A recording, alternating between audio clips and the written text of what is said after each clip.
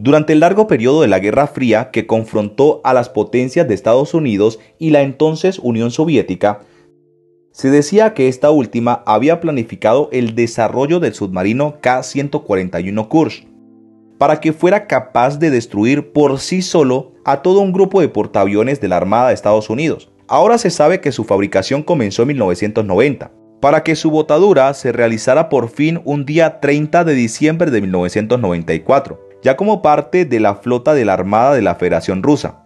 Desde su aparición, esta impresionante máquina de guerra era descrita como algo único dentro de la guerra armamentística mundial, tanto así que este submarino K-141 Kursk era comparado desde sus primeros avistamientos como una bestia impactante.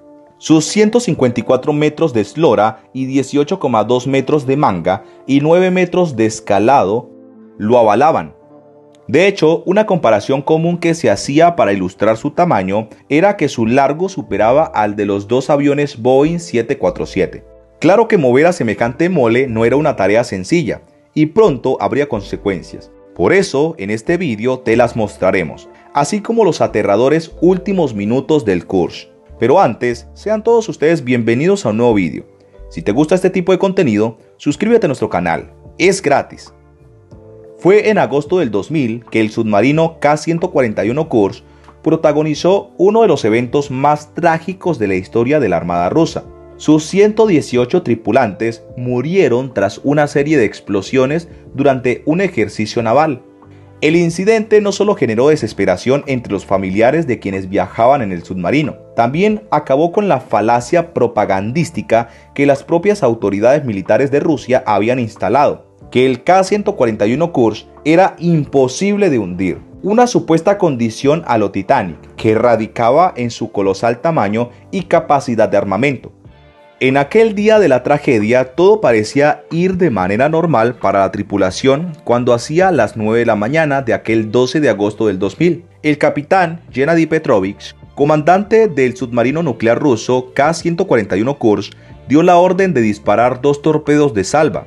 El sumergible participaba de los ejercicios militares rusos que se desarrollaban en el mar de Barents, en el norte de Europa, y los disparos eran parte de las maniobras planeadas. Lo que no sabía Lenshin era que esa orden desencadenaría una serie de sucesos desafortunados que dejarían 118 marinos rusos muertos, un escándalo internacional y el bautizo de fuego de un recién ascendido Vladimir Putin al poder de Rusia. Cabe mencionar que esto a la postre sería un antes y después en la manera en que Putin actuaría después al mando de Rusia. Al principio, cuando se conoció la noticia del hundimiento de aquel gigante de acero de 110 metros de largo, el gobierno ruso informó que los 118 tripulantes del Kursk habían muerto antes de que el sumergible alcanzara el fondo del mar. Sin embargo, una nota encontrada en uno de los bolsillos de uniforme que vestía el teniente Dmitry Kolesnikov evidenciaba lo contrario. 23 de los marinos habían logrado sobrevivir a las 2 explosiones que causaron el hundimiento. Al gobierno ruso se le criticó mucho su reacción para intentar rescatar a los marinos, y las autoridades señalaban casi como una forma de defensa que no había sobrevivientes. Le dijo a BBC Mundo Max Kramer, profesor del Centro de Estudios Rusos y de Eurasia de la Universidad de Harvard. Pero esa nota hallada en el uniforme dejó en evidencia algo más grande. Mostró lo mal preparado que estaba el ejército y el gobierno ruso para afrontar una situación como la del hundimiento de un submarino nuclear, apunta Kramer. Pero, ¿qué ocurrió aquel 12 de agosto del 2000 y qué pasó con los 23 marineros que lograron en principio sobrevivir y luego no pudieron ser rescatados con vida? Pues bien, ahora se sabe que el submarino Kursk, bautizado así en honor de la famosa batalla en la que el Ejército Rojo derrotó a la Alemania nazi durante la Segunda Guerra Mundial, se hundió debido a las explosiones que provocaron una falla irremediable en los torpedos que se utilizaron en la maniobra militar. El K-141 Kursk era un submarino de clase Oscar, considerados inundibles por la ingeniería rusa debido a su doble casco y otras características técnicas, y a la que pertenecía otra decena de naves que habían sido diseñadas durante los últimos años por la Unión Soviética. era considerado imposible de hundir, porque si incluso era impactado por un torpedo y este le causaba daño severo, el Kursk podía llegar a la superficie de nuevo. Con la idea de mostrar que no habían perdido su brillo, el ejército ruso decidió organizar en agosto del 2000 la serie de ejercicios navales más grandes desde la caída de la Unión Soviética, ocurrida en noviembre de 1991. Se decidió utilizar como escenario el mar de Barents, en el norte de Europa. En este ejercicio, organizado durante el verano boreal, participarían además de Kursk otros submarinos de la clase Oscar y otras embarcaciones militares.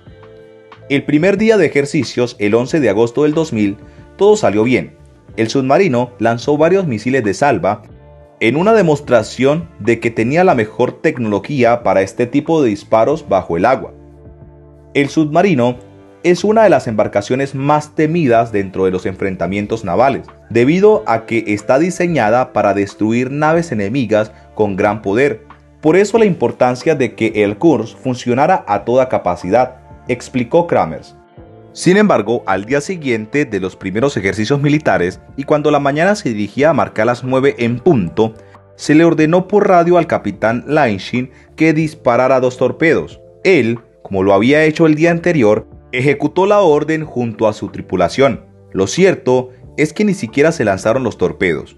Una fuga de peróxido de hidrógeno en un misil defectuoso causó un incendio en la sala de torpedos, que después causó las 2 explosiones siguientes, detalló Kramer. Esa fue la última comunicación por radio. 2 explosiones de gran magnitud fueron registradas por sensores sísmicos instalados por Noruega y Estados Unidos, y tenían su origen en la misma localización donde estaba el submarino. La investigación final determinó que la primera explosión había causado serios daños en el puente de mando, lo que habría hecho perder el control del submarino, y por eso el considerado aparato imposible de hundir comenzó a descender hacia el lecho del mar de Barents, a 100 metros de profundidad.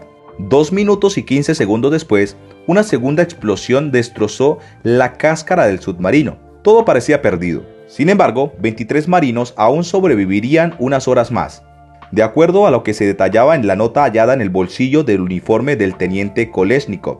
Una vez ocurrió la explosión, los marinos que habían sobrevivido en otros compartimentos se dirigieron al que consideraban el más seguro. Toda la tripulación de los compartimentos sexto, séptimo y octavo pasó al noveno. Aquí hay 23 personas, señalaba la nota. Tomamos la decisión debido al accidente. Ninguno de nosotros puede llegar a la superficie. Escribió esto con la visión totalmente nublada, concluye el escrito. En tierra, mientras se organizaban los detalles del rescate, Moscú afirmaba que desafortunadamente ningún tripulante había sobrevivido al percance. Una de las muchas cosas que dejó en evidencia la tragedia de Kursk es que se emplearon muchos marinos para una misión que no lo requería, lo que muestra la falta de preparación y planeación que tenía aquel ejercicio militar, declara Kramers. Los restos del Kursk fueron rescatados al año siguiente del hundimiento. Mientras tanto, en el fondo del mar de Barents, los 23 marinos intentaban conservar el oxígeno que les quedaba, pero iban perdiendo las esperanzas. La investigación concluyó que los marinos no lograron sobrevivir más de 6 horas. A pesar de que tras el accidente el hermetismo del gobierno ruso fue criticado, lo cierto es que en 2001 fue el propio Moscú el que publicó una investigación concluyente sobre lo que había ocurrido dentro de Kursk aquel 12 de agosto del 2000. Déjanos saber tu opinión. Si el video te ha gustado, dale like y no te olvides dar a la campanita para que no te pierdas próximos videos como este. Hasta la próxima.